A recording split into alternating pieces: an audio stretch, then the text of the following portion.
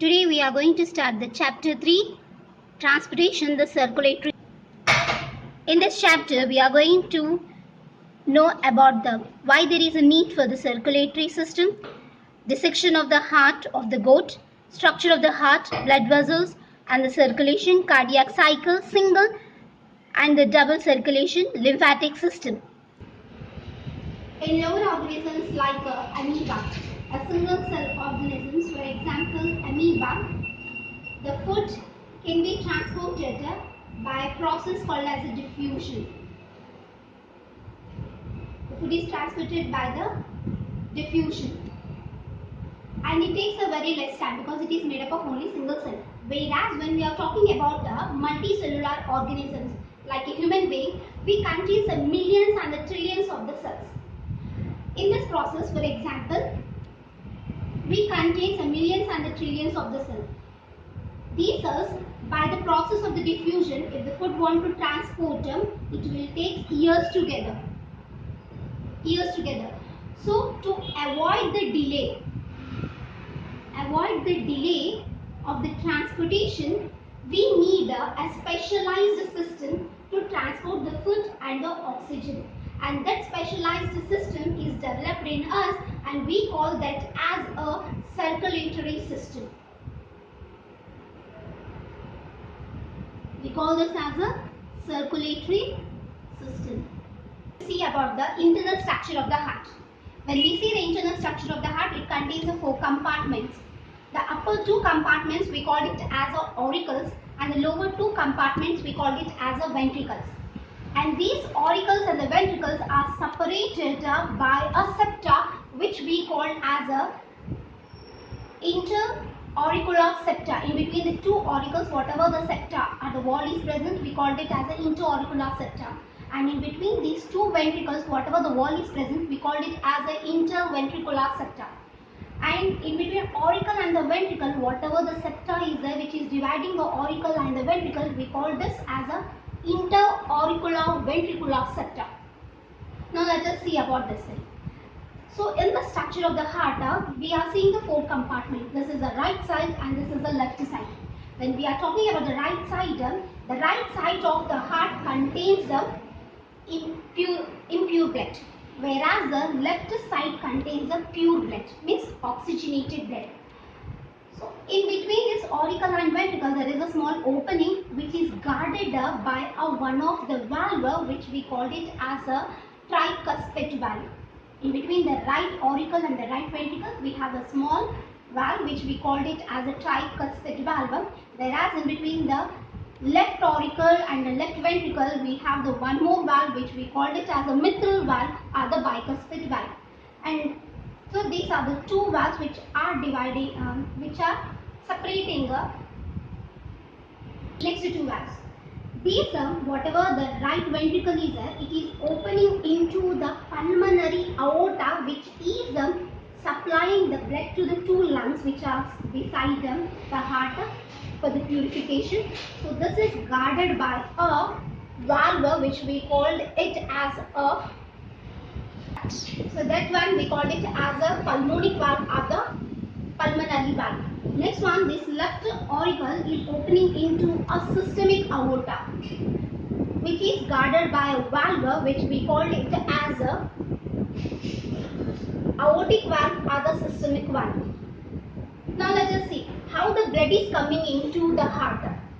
So from the complete body, the deoxygenated blood is collected from the veins. And anterior part, heart to the anterior part, whatever the body parts are there, from there the deoxygenated blood is collected and brought it by a vein which we call it as a superior vena cava. And from the lower parts of the body, the deoxygenated blood is collected by the inferior vena cava which is opening into the right auricle. So this is the small opening which is present, which is the opening of the superior vena cava, and this is the small opening which is opening of the inferior vena cava. Now these 2 things, vena cavas are getting the blood and it is filling. Now when the blood is filled in the auricle, that time this valve opens and the blood flows into the ventricle.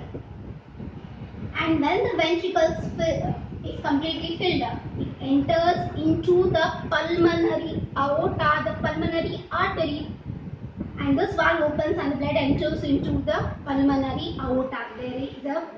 It is divided into the two parts, bifurcates, and one goes into the right lung and another one goes into the left lung. And in the lungs, again the oxygen is taken and carbon dioxide is removed. Now let us see the part about the left side. Left side of our heart contains the pure blood. So here what is happening, let us see.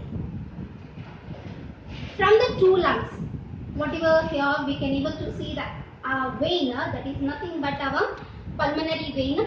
This pulmonary vein, left pulmonary vein and the right pulmonary vein, means left pulmonary vein is getting the blood from the left lung, right pulmonary vein is getting the blood from the right lung. These two opens into the auricle, and when the auricle fills, the mitral valve or the bicuspid valve opens and the blood enters into the ventricle. And when the ventricle fills, it opens, the valve opens, the systemic valve opens and the blood enters into the systemic aorta, and through the systemic aorta the blood is completely spread and supplied to the, this is now a preview, right atrium and the auricle, left atrium and the left auricle, right ventricle, and next one is the left ventricle.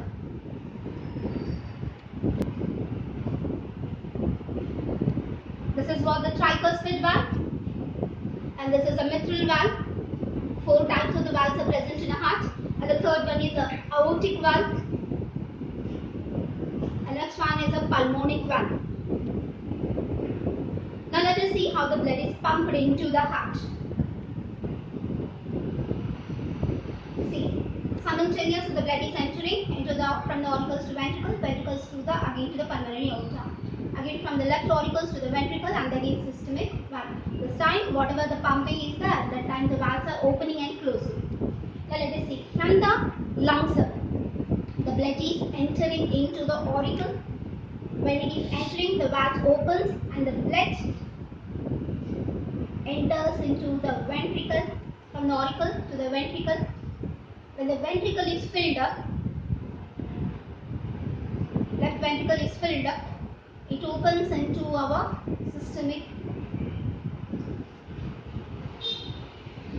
yes, now it enters into the systemic aorta. The valve opens, blood is entering into the systemic aorta, and from the systemic aorta it is spread to the whole body. From the arteries it is supplied to the whole body, and again arteries are divided into the capillaries. Here in the capillaries, the cells are taking oxygen and the food materials, and again carbon dioxide and waste products is collected by the veins, and these veins forms together into the vena cava. That is the superior vena cava and this is the inferior vena cava. Now these two are opening into the heart.